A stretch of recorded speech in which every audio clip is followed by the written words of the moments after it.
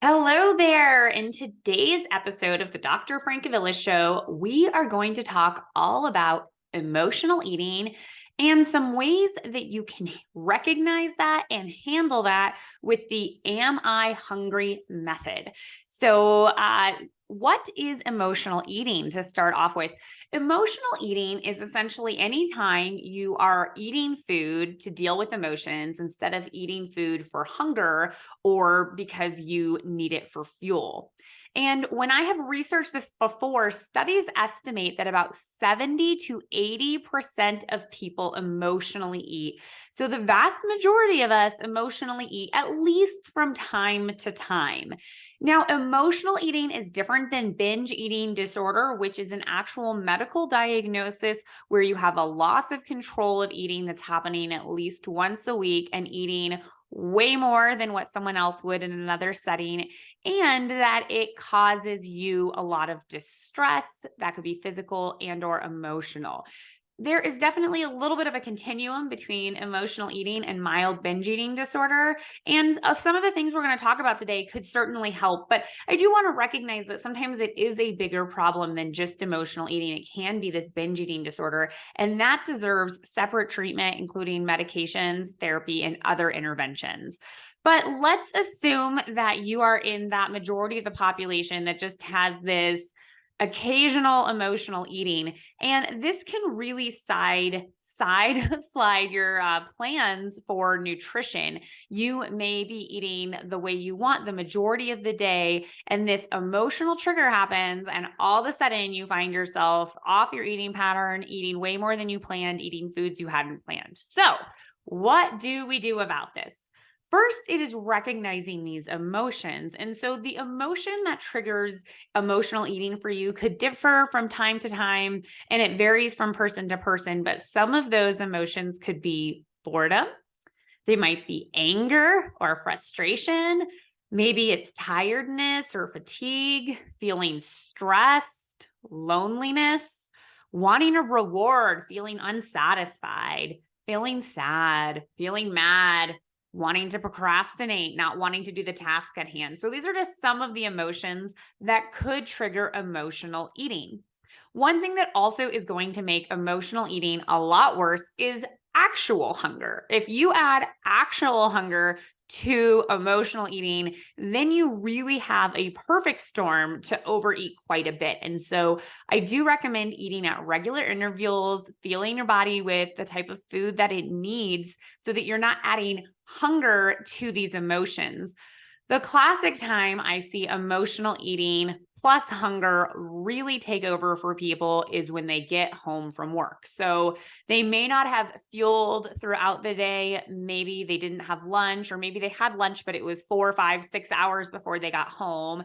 Maybe they had to deal with traffic or some errands on the way home, left work later than they wanted, and they get home and they are hungry. They're legitimately very hungry, but they're also stressed. Maybe there's a pile of mail to deal with, a dog that's barking and needs to be walked. They need to get dinner ready. They have children's activities that they need to manage. There may be a lot going on as soon as they get home. Maybe they feel unresolved from the workday. And now there's all this stress plus hunger. And that's where they start eating the chips that are on the counter or in the cupboard. They eat some of the leftovers from yesterday. They've eaten a bunch before they even get to dinner. So if that is something that happens to you, I definitely recommend the first step being that you don't show up to your house or wherever you're going in the evening to eat too hungry. If you have this pattern where every day you get home from work and you are just hungry, hungry, hungry and stressed and you eat too much, have a snack before you get home or have a planned snack as soon as you get home. So this may be having a protein bar.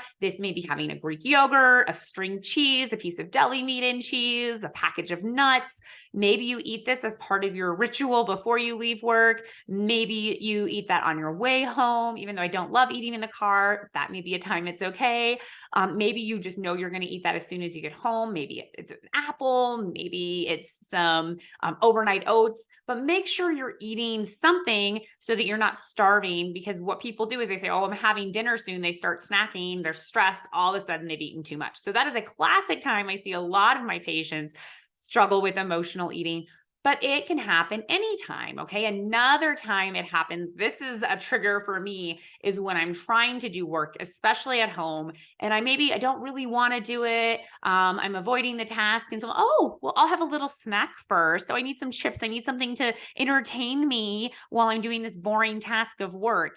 And especially if I'm working in my kitchen, before I know it, I've eaten way more than I wanted. I haven't eaten a balance of food because I was eating out of boredom, I was eating out of procrastination, and I wasn't eating for hunger. So that is another trigger, is when you are avoiding a task.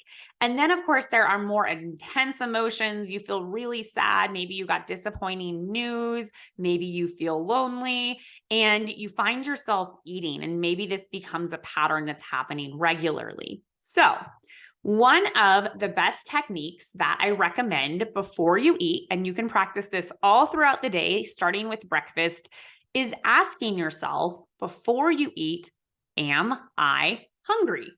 This may sound really simple, but it's a little deeper than it sounds. So when you check in with yourself, this is allowing yourself to practice eating for fuel and check in with your body's hunger signals. There is sometimes a hunger scale that I will utilize for people, and you could use whatever scale you want. I will talk about a scale that goes from 1 to 10, with 1 being, I am so hungry, I could literally eat anything. 2 being, I am pretty hungry, I need to eat right now. Maybe 4 being like, I'm starting to think about eating, but I could probably go a little while. 5 being not hungry at all. I'm just not full. I'm not hungry. I'm just like perfect, right? 6 would be, I could eat more, but I don't really feel like it. 7 is feeling very satisfied, maybe a little bit full. 8 would be, I don't want to eat anymore. 9 is, I'm a little uncomfortable. I might feel sick if I ate more. And 10 is that uncomfortable, like I am really sick, I might need to unbutton my pants, I need to lay down, like I really don't want to do anything because I ate so much and don't feel good right now. So that kind of gives you a whole spectrum. We kind of want to stay in the middle zone of sort of a 4 to a 6, where you're like, well, maybe I could eat, or I'm kind of full, or I feel just right. Kind of shooting for that most of the day. Because if you get to that really over hungry place, you're going to overeat. Okay. So when it is time to eat, or when you find yourself going for food, check in and ask yourself, am I hungry? If you have not been in the habit of doing this, it can be really hard to tell. So some hunger signals for some people might be your stomach actually kind of growling, gurgling. Maybe it feels a little upset, a little empty. Maybe you feel a little tired, almost a little weak. Like if you had to go on a long walk or something, like you don't have the fuel to do it. You don't have the energy.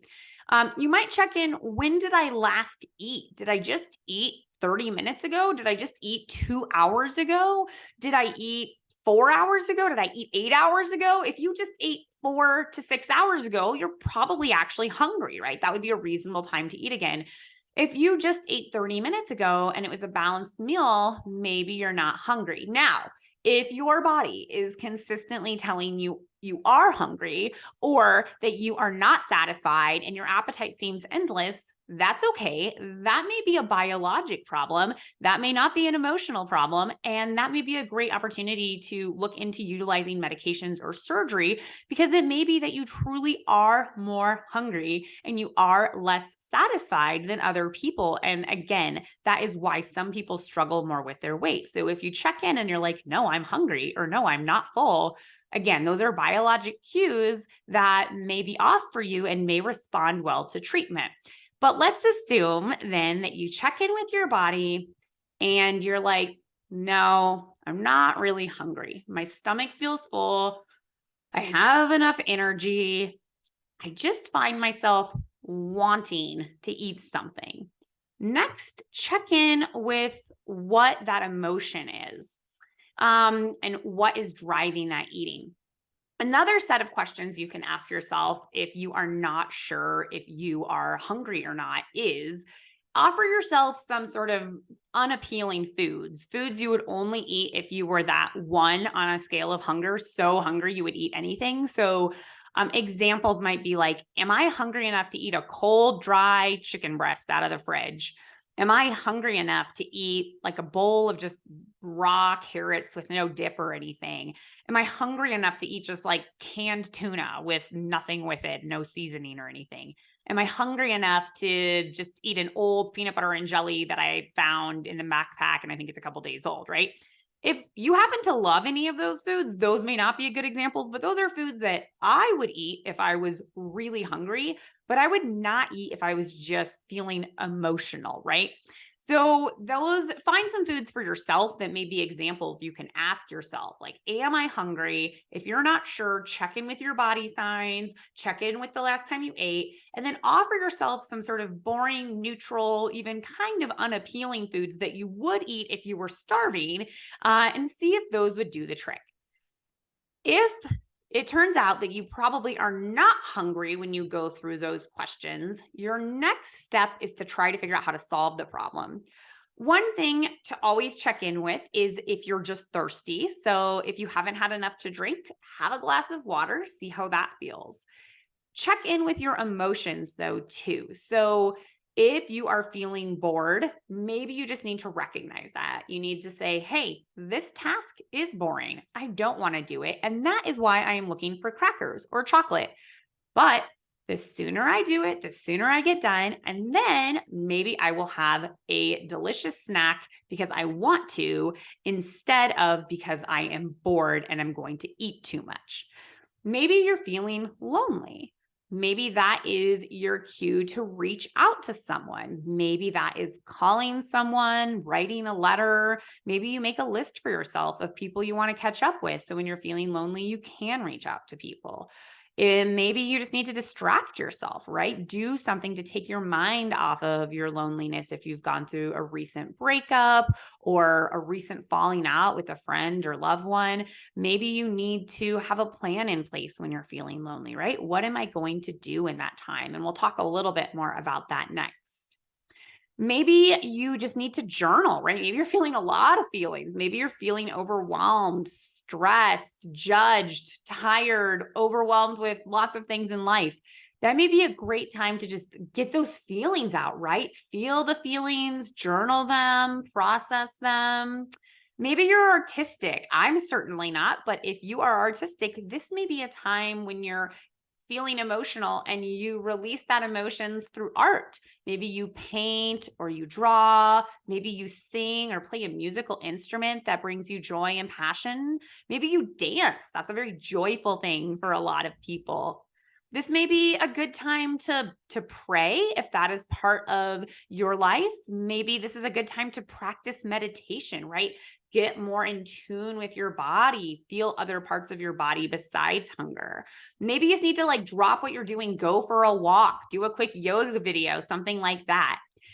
Maybe you need to listen to some music. I have some patients who've told me they like to listen to stand-up comedy. I think that's a great mind switch, right? If you're feeling emotional, feeling sad, listen to something that makes you laugh, right? Takes you out of that moment. Maybe if you need a reward, if you need a little bit of that dopamine hit, instead of food or something with a lot of calories, maybe you have like a fancy sparkling water or a really nice herbal tea, and you get some enjoyment out of that without all the calories that are going to come from eating the chocolate or the crackers or whatever your emotional eating food is. So those are some ways to look at what is the actual problem and how do I solve it. So another thing you might do, instead of just relying on yourself to come up with these ideas when you have emotional eating, is to actually make a little toolbox. This could just be a notepad where you write some of these ideas down, but I have had people where I say, like, let's actually have you make like a little shoe box or get a cute little craft box, whatever you want to do, and go ahead and fill that with some of the things you're going to do when you find yourself emotionally eating. So what could that be? That could be like a Sudoku puzzle or a crossword puzzle, maybe a coloring book. They have those like beautiful adult coloring books. Maybe it's a kid one, whatever, no judgment. Maybe a coloring book and some beautiful crayons or markers or colored pencils to color with. Maybe you have a photo in there that brings you joy, a photo that brings back a memory, or a photo that is something that makes you just feel happy and joyous, a picture of a trip or a place you enjoyed. Maybe a deck of cards in there, play some solitaire, go old school. Maybe a magazine that's enjoyable for you to read that feels like a treat. Maybe you could have a list of things that you should do instead. So if boredom is your issue and you find yourself wandering around your house, eating instead of doing things that you should do, maybe you can't even remember what you're supposed to do, and then later you remember it's too late. Go ahead and make a list, keep it in there, go through the sock drawer, go through the old towels, like clean the spare bedroom, clean the spare bathroom. Maybe just make a list of things you could do if you're feeling bored so that you have a place to go and look for that information. Maybe one of those little stress balls, those squeezy balls you seem to get for free places, toss one of those in there, give it 10 squeezes every time you open the box. So you could put other things in there. These are just some ideas to get the juices rolling, but you could have a little box. And again, the second you ask yourself that question, am I hungry? No, I'm not hungry. I had dinner 40 minutes ago. It was a great balanced meal. My stomach isn't telling me it needs food. It's feeling good. I have energy. I could go on a walk right now. And I'm wanting to eat because I feel bored, or I feel stressed, or I feel tired, or I feel overwhelmed. Go to that box, pull out the journal and write, pull out the activity, pull out the stress ball, try a few things and see if that helps.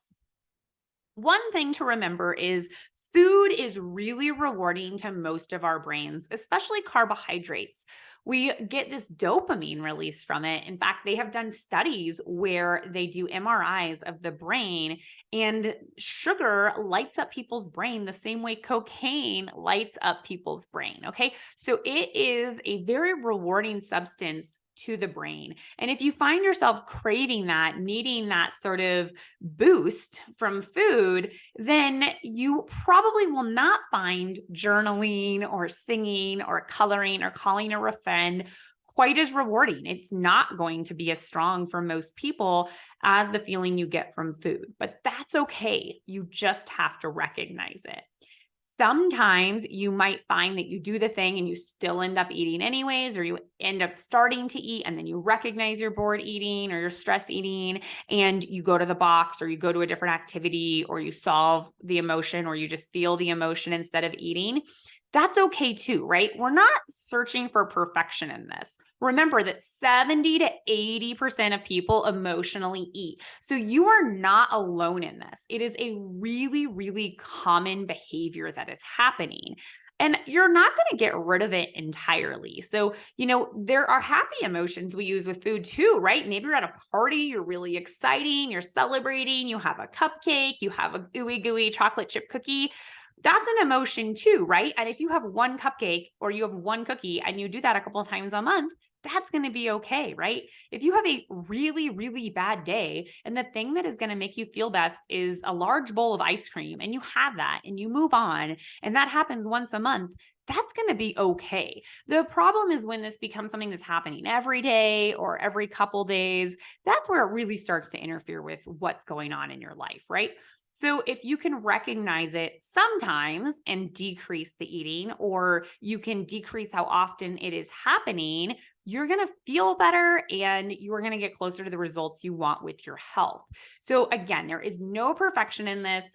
Most people emotionally eat from time to time. A little bit of emotional eating is probably okay, but work through this system so that you have less emotional eating and you're eating more for fuel. Okay, so to recap, emotional eating is when you are eating something that is to solve an emotion, to soothe an emotion, instead of for fuel or for energy or for hunger, okay? And that is different from binge eating disorder, which is an actual medical diagnosis that is a lot higher in volume of food and also is a lot more distressing and upsetting when it happens. Binge eating is actually fairly common too, so if you think that might be you, that is worth talking to a professional about.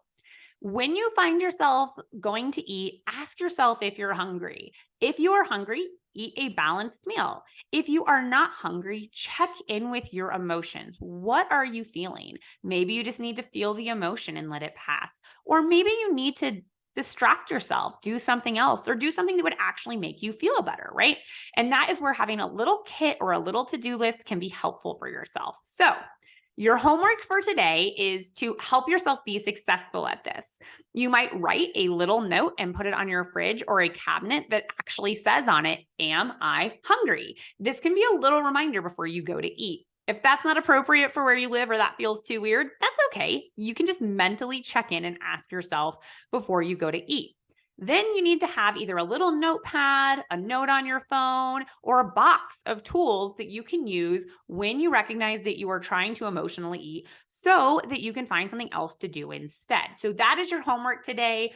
Put a little note or mental reminder to yourself to ask if you're actually hungry before you eat, and then have a place either virtually on a notepad or even a little box of things you can do when you are feeling those emotions instead of eating, so that you actually are helping your health, feeling better, and not struggling so much with emotional eating. Okay, I hope those were some helpful tips. Go ahead and try those out this week. Again, this is a practice. It is not about perfection. It gets easier with time. Most people are still going to emotionally eat from time to time, and that is okay. The goal is just to make you feel a little more in control of it, recognize it, and be able to do something about it. That's all I have today. I will see you again next week. Until then, take care.